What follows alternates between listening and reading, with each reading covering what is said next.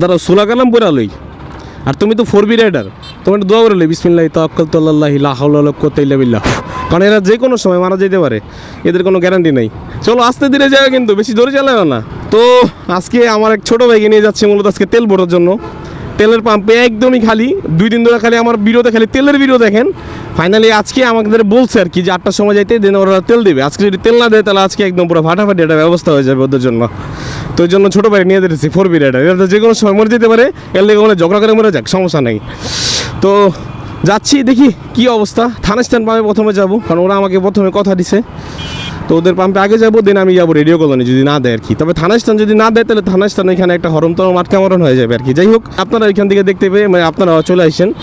কারণ আমার মনে হয় কি বাংলাদেশে তেলের সংকট হওয়ার কথা না, এটা জাস্ট একটা নকটামি করতেছে যে সকালে না বিকালে, বিকালে না সন্ধ্যায়, যে কখন তেলের দাম বাড়বে সেই চিন্তা করতেছে তারা, এছাড়া আর কিছু না।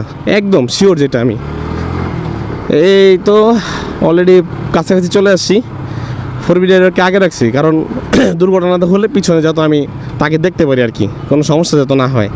তো চলুন, বেশি দেরি নাই, খুব এক্সাইটেডমেন্ট একটা ভিডিও হবে। কারণ তেল পাইলে এটাই একটা এক্সাইটেডমেন্ট একটা ভিডিও, কারণ তেল তো আর আশেপাশে পাওয়া যাচ্ছে না, মানে পাওয়া গেছে মানে এইটাই অনেক কিছু আর কি। এইটাই একটা ভিডিও। সামনে সার্জেন্ট থাকতে পারে থানা রোডে, সেটাও আমি আপনাদের ভিডিওতে জানাই দেবো। আর আমি ভিডিওটা করতেছি প্রচুর মানুষজন এখানে আসলে।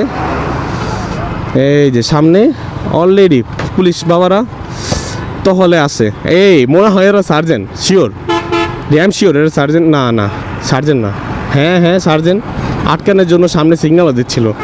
যাই হোক, তো পুলিশ ভয় নাই, এলাকার পোলাবেন আমরা। এরা মনে হয় গাড়ি আটকে দিয়েছিল না?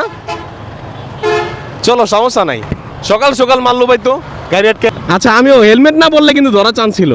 হেলমেট তো অলওয়েজ, যারা ব্লগার তারা এমনি মাস্ট বি হেলমেট পরেই থাকে সব সময়। আমাদের আসলে কোনো টেনশন নাই, relax, have a relax.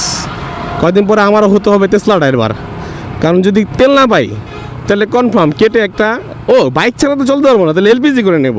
LPG করলে কিন্তু অনেক অনেক সাশ্রয়ী।